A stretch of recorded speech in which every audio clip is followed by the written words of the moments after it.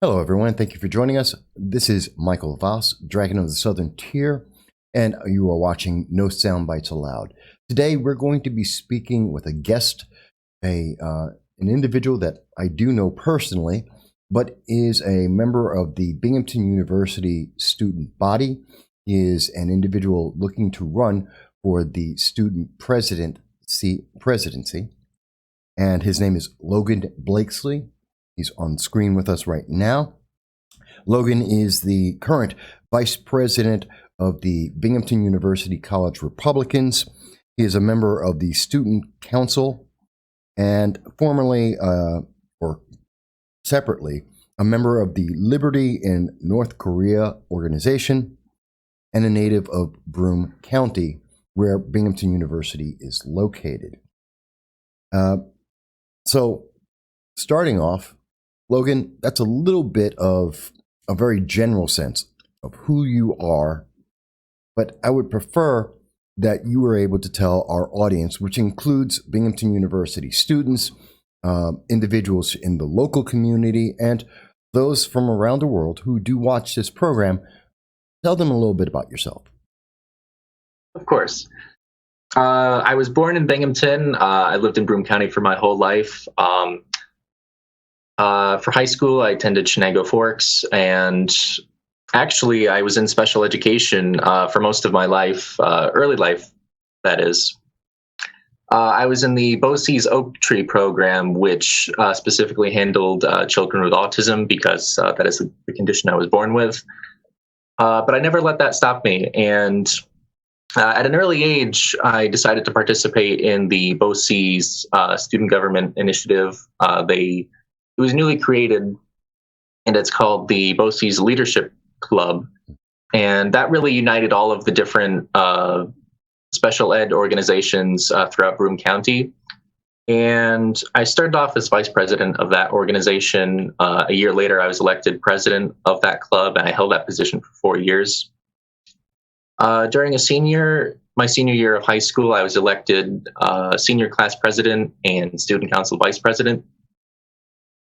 And then I transferred over to SUNY Broome. I was there for 1 year.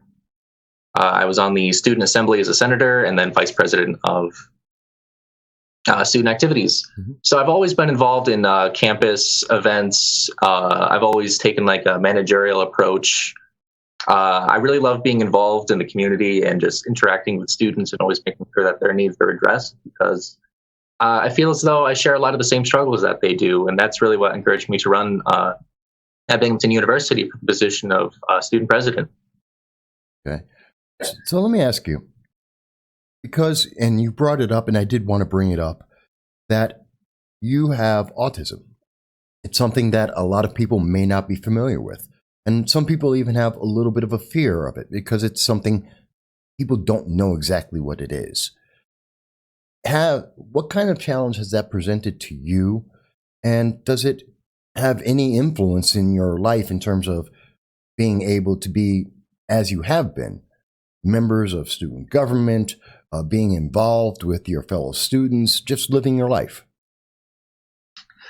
Starting with the challenges, it certainly began with my difficulty in really speaking to other people.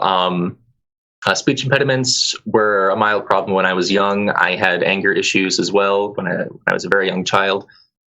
But I also had a lot of difficulty socializing. I was often excluded or picked on by other students in elementary and middle school. And that really just made me grateful for the friends that I do have now and the friends I had back then, because they stuck with me despite my strange behaviors at times. Oh, we're all strange when we're young.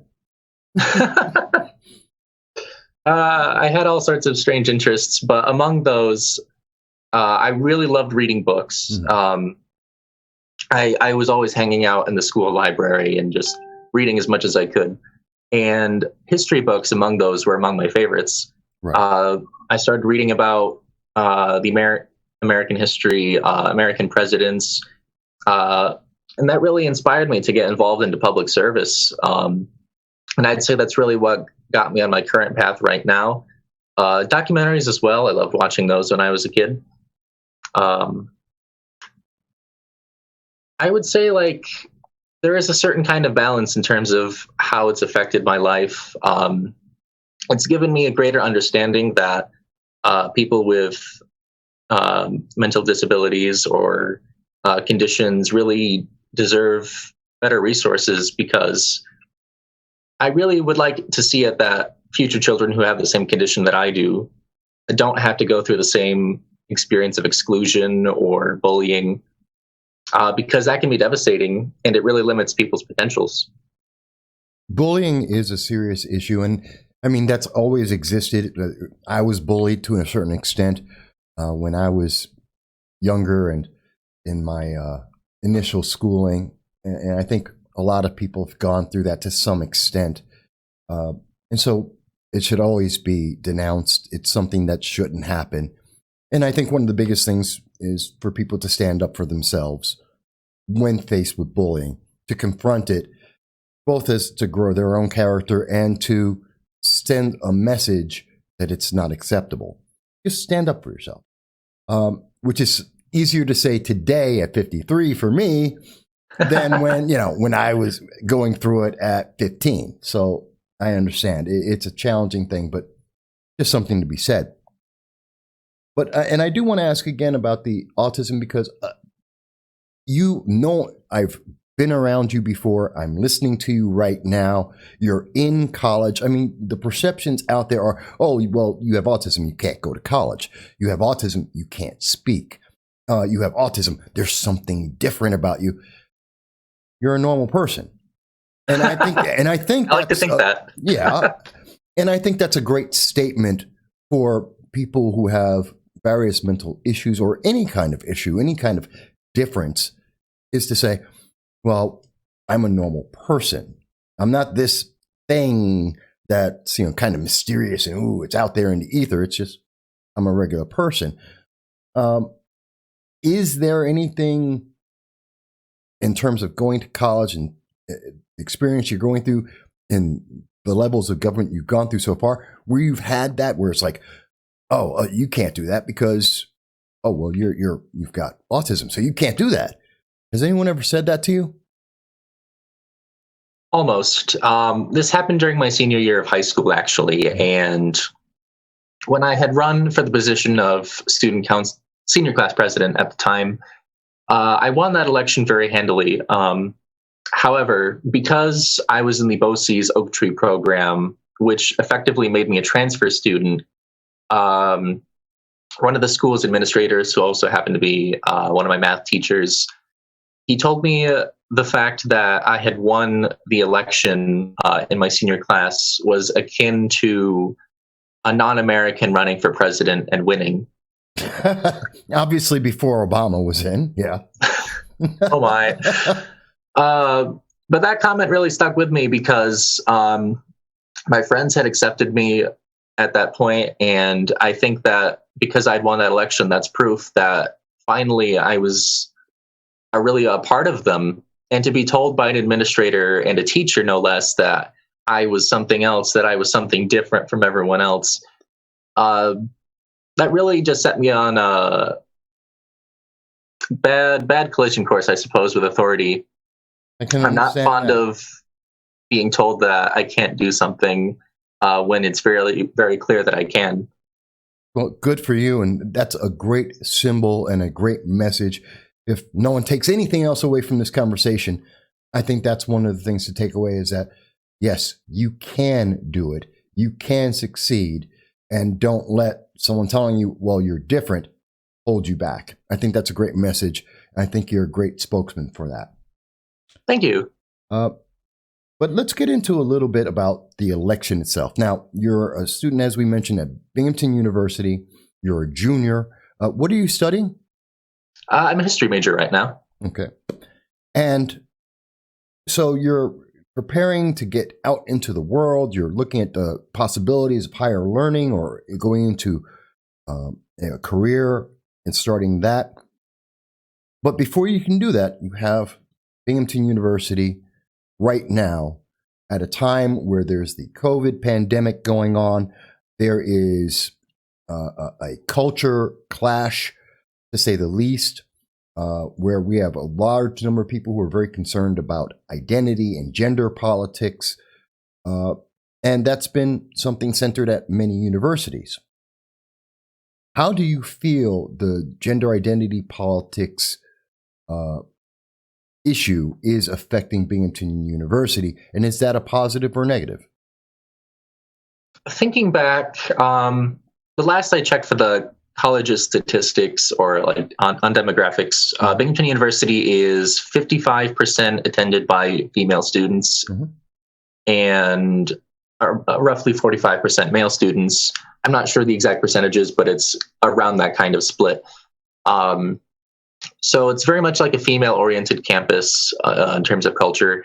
But in terms of how gender politics have affected the university's climate, one thing I've noticed from one of the majority female organizations, they're demanding right now a ban on all Greek life organizations, fraternities, and sororities because of the allegations of assault that are often coming out of these groups. And personally, I think that banning every kind of sorority or fraternity or Greek life organization is completely wrong. I think that's the wrong approach, and I do not think that it really helps people who have been victimized, either through hazing or assault. I really think there should be some kind of alternative solution. Well, let me ask you. It seems that the ideology, the political movement right now is punish everyone for the sins of a few just because of the association. And in this case, we're talking about punish all Greek organizations, all of the fraternities and sororities, because an individual or a small number of individuals at a couple of the fraternities and or sororities have behaved badly. And you're saying, and if I'm understanding you, you're saying that that's not a good thing. Do you think that's the way we should react to everything? That just because a small number have done something wrong, let's punish them, of course, but not everybody else who happens to be like them. Is that a fair understanding? Yes. I'd like to state here and now, anyone who has like perpetrated an assault against another student or done some of the kind of crime through hazing or something similar should be put behind bars. That's my open stance. I take no shame in that. And for the people who have been affected, if they need counseling, they should receive that. If they need any kind of medical care, obviously they should receive that as well. But I have a high opinion of Greek life organizations. They've often helped students through professional networking or getting friends, which can be difficult for some people. I do see the importance in them, and I think banning all of them really just does more harm than it does good. By the way, are you a member of any Greek organization, any fraternity or sorority? I tried joining Phi Alpha Delta, which is a pre-law fraternity. However, I have not had the time to actually go through the membership process. I may do so in the future, but at the moment, no. Okay. Just wanted to make sure we got it on the record because people will ask, and it's important to know. Let me move on from that. And I know there's a lot of issues. We can't cover everything. And I thank you for providing me with your platform beforehand. And also I should mention at this moment that we have reached out to every one of your candidates, everyone who is running for the Binghamton University student presidency, and offered them the same opportunity to be on this program, to be interviewed, and to speak out. As of this moment, on March 17th, you've been the only one to respond, and we hope that others will take the opportunity. But some of the other things that are going on right now is there's a large concern at Binghamton University about COVID, of course. The pandemic is continuing. We've now reached 1 year and 1 day of the restrictions and limitations imposed upon us because of COVID-19. Obviously, schools have gone through this, having shut down for a period of time, having partially reopened, shut down again, allowing smaller numbers of students in class and in dormitories. And obviously, this is having an effect on all of the students. Let me ask you first, where do you stand about the COVID policy of Binghamton University for your fellow students? I would like to say that I believe current and past COVID policies have done great harm to the student body. And what I mean by that is not too long ago, the campus shut down dining halls. A great deal of the buildings on campus were limited access. And because of that, the students who were present either stayed in their dormitory buildings most of the time, or they went over to the Central University Union building. And I think that made crowding much worse and allowed for an increased spread of COVID-19. It's really an instance of the university being counterintuitive when it comes to tackling the issue. I'm heavily supportive of vaccination to make sure that we can reopen campus and do so successfully and really bring back all kinds of in-person events and classes. But for now, I think the university has not been really communicative when it comes to dealing with things. Another issue I have right now, for a time, only students who are living off campus at Binghamton University were required for mandatory COVID testing. And naturally, this was a greater burden on us transportation-wise. We had to go to and from campus in order to get tested every week. More recently, I believe that all students are being tested for COVID-19 each week, which is more fair, I suppose. But also, the university limited transportation through busing, which hurt off-campus students such as myself who live and work in the community. I recall that hours are limited on weekends, which I think disproportionately hurts students who are dependent on income from outside of the university itself. I can see how that could be a big problem. Did you feel safe previously, and or is that different now in terms of the policy, the COVID policy that's ongoing? And how do your fellow students feel about that? Personally, I don't think I feel entirely safe on campus. Thankfully, most people do adhere to social distancing and they do wear masks. However, the crowding issue in the University Union building itself, I think is like the prime environment for spreading COVID. And going a bit further on things that the university has done wrong, for students who do feel unsafe, they were not allowed to get a housing refund. Other colleges have offered these, but at Binghamton, if you had a housing contract, you were not allowed to go against that. You had to stay on campus even if you felt unsafe. And I think that's wrong. Additionally, I think students who have been set in quarantine have been mistreated because they've often been faced with isolation. They're not allowed to get outside resources if they happen to forget any supplies or medicine. And the food quality given by Sodexo has dramatically decreased during the past year, and it's been especially bad for students who are in quarantine. So I think the university is just not really caring about people throughout this pandemic. And I know that you've mentioned in your platform that transparency of the administration, which Binghamton University administration is known for not being very transparent. In fact, they recently denied a FOIA request that we at No Soundbites Allowed had made on a separate matter to the Binghamton University. In fact, in reference to the ongoing investigation by the Department of Education against Binghamton University for breach of contract and other reasons. So we understand Binghamton University is not transparent.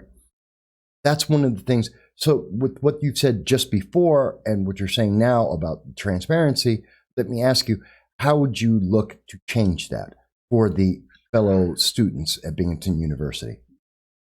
One thing that I believe student government can really take a proper initiative towards with regards to communication One thing, actually, several things that the student government has failed to do is to inform students about changes in room booking policy, changes in food policy, and changes in housing policy.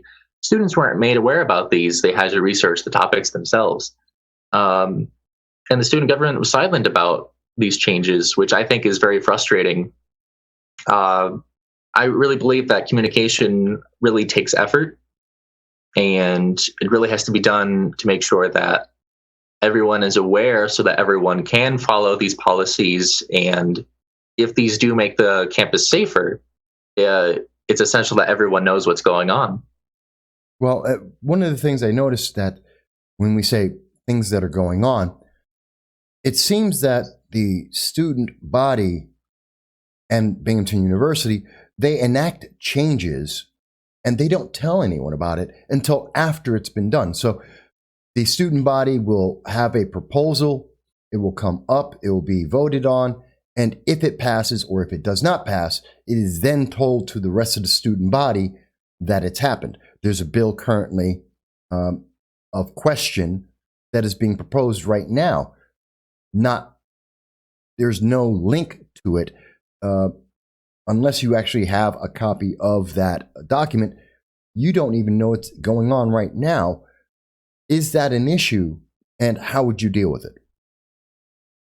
I suppose I come from a slight position of privilege because I am a student Congress representative. I have greater access to information than most other students do in terms of what the student government is doing.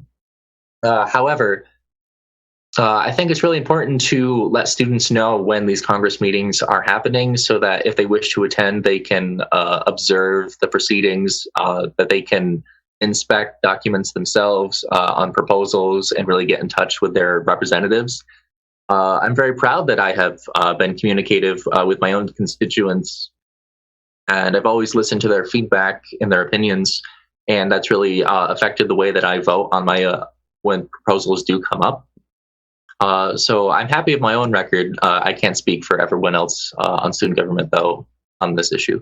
Okay. Would you seek to make the proposals kind of like what goes on with Congress right now, or what's supposed to happen with Congress right now, and what's supposed to happen, say, in New York State, where once a bill is proposed, before it can be voted on, it must be made public so that the public can see it. In New York State, it's supposed to be 3 days prior to a vote. In Congress, I believe it's also the same 3-day period to allow it, or it's supposed to be that, although we've seen bills passed within 5 hours of actually being published. But the idea is that it should be allowed to be seen so that people can recognize it, see what it is, offer solutions, amendments, and so forth, and to advise their representatives how to vote on it. Is that something that you would support? Do you believe that's important for Binghamton University? Absolutely. One thing that I would be interested in doing on the Student Association website, which does have a list of past resolutions and amendments. That's really the database for student Congress laws that have been passed. I would also like there to be another database for proposed legislation, so that way the public can inspect these before they really go before a vote. Because right now, I think the process for any average student to inspect these resolutions before they come up is tricky. I would recommend right now that if a student wants to observe these things themselves, they should get in contact with their representative. But if I were elected president, I'd absolutely love to create a separate public database for proposed laws. I think that's important. Transparency is important at every level of government, I think. It's something that we hear people asking for at the state level, at the federal level. Constantly, we hear it on the news on a regular basis. Why shouldn't our colleges do the same thing? That's my thought on it. And so that's why I asked you what your thought is. And that brings us to the question of free speech, because it's one thing to be transparent, and it's another thing to be able to be free to say something for it to therefore be transparent. And free speech is an ongoing issue at Binghamton University, as well as many universities across the country. In fact, I believe I should have this available for you. Let's share this. And as you can see on the screen right now, this is from your platform where you provided the questions on free speech, that it's essential to protect freedom of thought at Binghamton University. All students ought to have a right to protest and criticize, as well as to counter-protest. Now, I want to stop right there because I think it's very important. We know Binghamton University has had a troubled past. We've had a situation where 200 students, apparently members of the progressive clubs at Binghamton University, have organized and specifically for the intent of harassment, attacked free students because of their political beliefs. And we know this because of the investigations that have been done in wider media that have shown the actual text and tweets saying exactly that. We know that outside groups have come to Binghamton University to shut down speakers, in particular Dr. Art Laffer, who we did on No Soundbites Allowed, did actually interview after the fact, who was there to speak on economics. We have seen issues. What do you feel about those issues? I feel very strongly about these because I was not present for the original tabling incident in which student protesters destroyed property belonging to Turning Point USA and college Republicans. I had class at the time, unfortunately. However, I was present for the Art Laffer event, and I was greatly disappointed that I was not able to hear him speak. I was very much looking forward to that. And the willingness of the crowd to really continue to destroy our property at the event, almost all of our posters were ripped up. I spent several hours after the event cleaning that up. But also, there were students at that event who were demanding that we leave the auditorium that we had set aside for ourselves. They charged at the podium where Laffer was standing. That's why he was evacuated. And they formed a human barricade around the front doors, which prevented anyone from exiting or leaving from those doors. If we had to leave because of an emergency, myself and the other college Republicans who stayed would have to take the back door. And I refused. I stayed until they left. And the protests continued really on throughout the night outside of the campus and in the lecture hall that the progressives had set up for themselves. But I think like the surrounding circumstances around that event was handled very poorly by the university. I would really like Art Laffer or another future speaker to come again and really have the chance to say what they want to say without fear.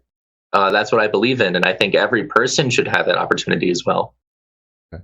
So that would be if the Young Turks were to be invited onto the campus, or I don't know, say Rachel Maddow were to be invited by an organization to come onto the campus, or Obama, former President Barack Obama were to be invited to speak on campus. These are all individuals who some people will find to be objectionable, offensive, politically charged, and they should be treated with the same kind of respect as someone of a different ideology, a different political position. Is that what you would look to encourage, or is there a difference based on whether someone's gender or race or political beliefs? Should there be some difference? I don't think so. To the best of my memory, I think Barack Obama did speak on the Binghamton campus during his first term as president. He did a campaign stop, yes. However, I find it remarkable that liberal and left-wing speakers face none of the issues that conservative speakers do.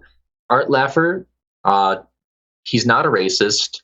To the best of my knowledge, he's not any kind of major talking point phobics.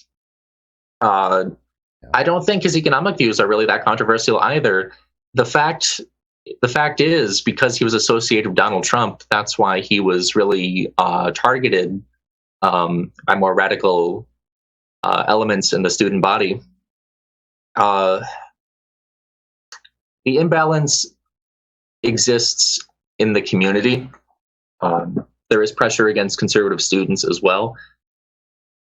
I think it's undeserved, though. I would never deny a liberal or leftist speaker the ability to really say what they mean to say, because that just goes against my beliefs, and I think it'd be hypocritical for me to deny that chance to other people when I have been denied that chance myself, and my fellow peers have been denied that chance as well. So let me ask it shouldn't have to be asked, but I think it must be asked in this environment now. If you were to be elected student president at Binghamton University, would you differentiate or treat your constituents any differently because of your political beliefs or their political beliefs? Is there any kind of bias or difference that you would have in enacting your duties? I certainly hope not. I have friends on all sides of the political spectrum. I have friends who are right-wing. I have friends who are left-wing, and they matter a great deal to me. I would never want to treat someone differently because of their political views, and especially from a position where I was elected student president, because my obligation would be to help out every student who needed my help. I would never make any kind of ideological distinction for people who need my help.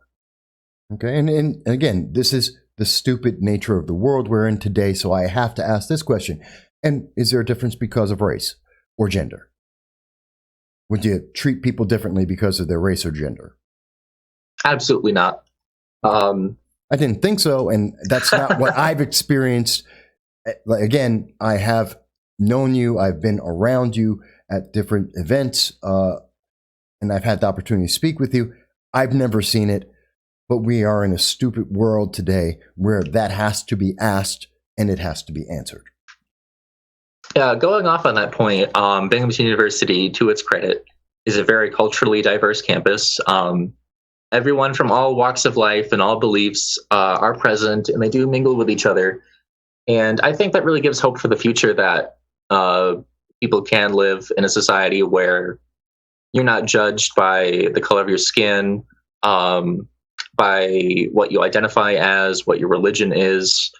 I don't think those things really matter in the end. I'm really proud of the work I've done with the Liberty in North Korea organization, because that also has a very diverse membership.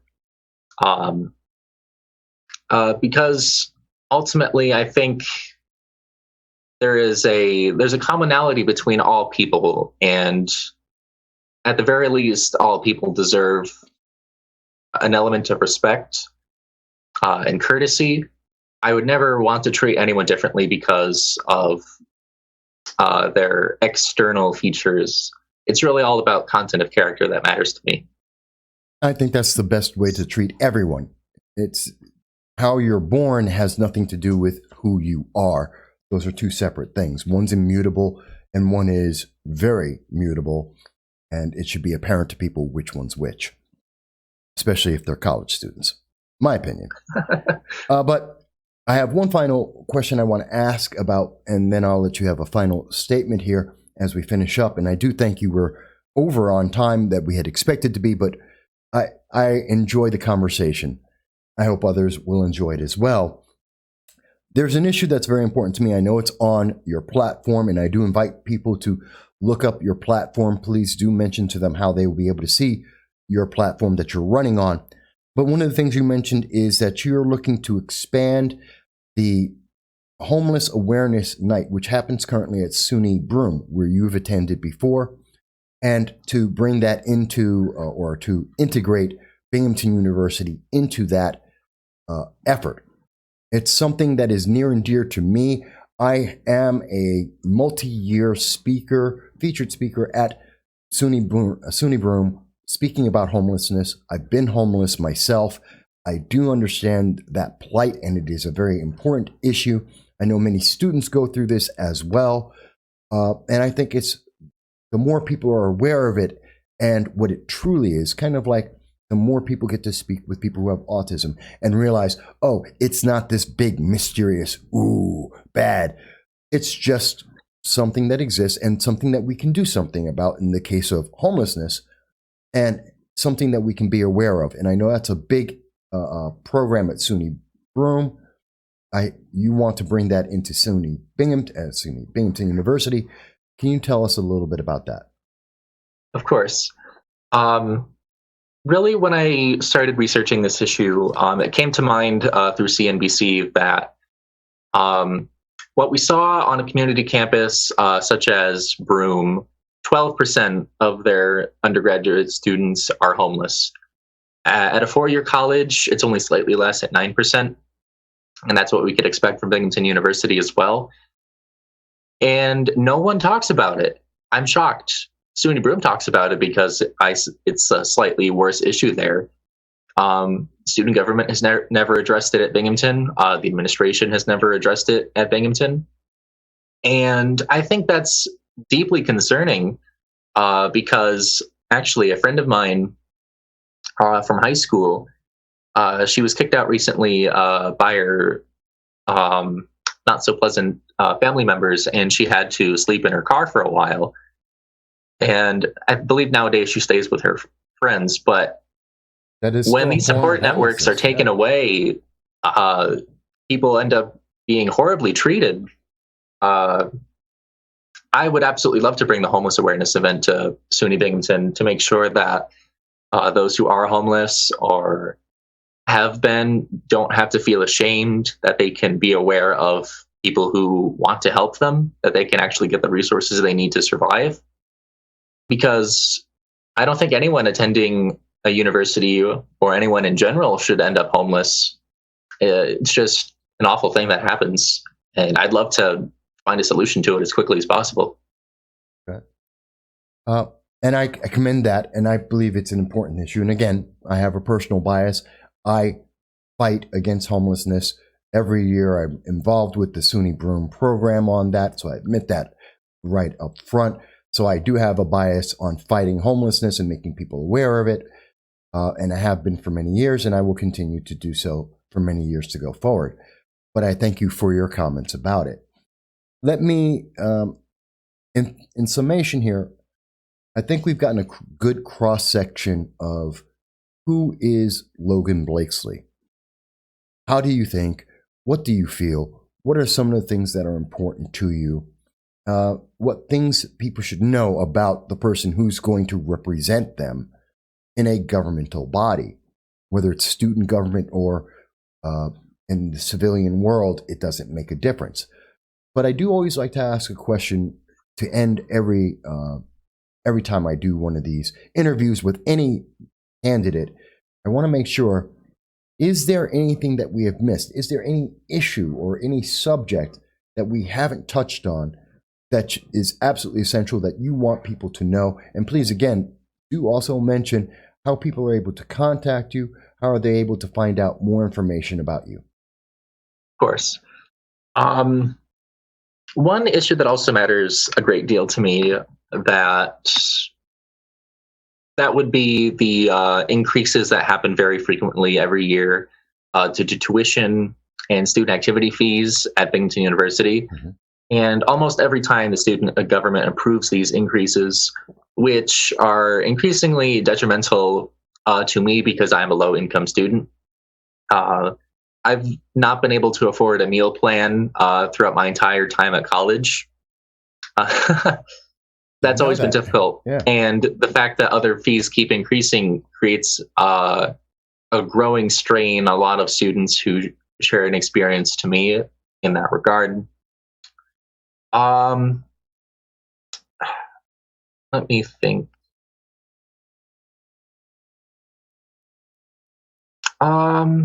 I think that generally covers the major points. Okay. If anyone would like to get in touch with me or learn more about my platform, they can do so on Instagram. Actually, in the chat. What is it at Instagram? Oh yeah, my Instagram page for my campaign is at Blakeslee for Prez. I will type it. And if anyone wants to email me, I will leave my student email. lblakes2 at binghamton.edu. All right, now make sure that in the final cut, we'll also have that on the main screen, as well as people can see it right now in the chat in the corner. I want to thank you. I know that there's not a lot of time because there was just a debate, I believe, yesterday. There's going to be, or is it tomorrow?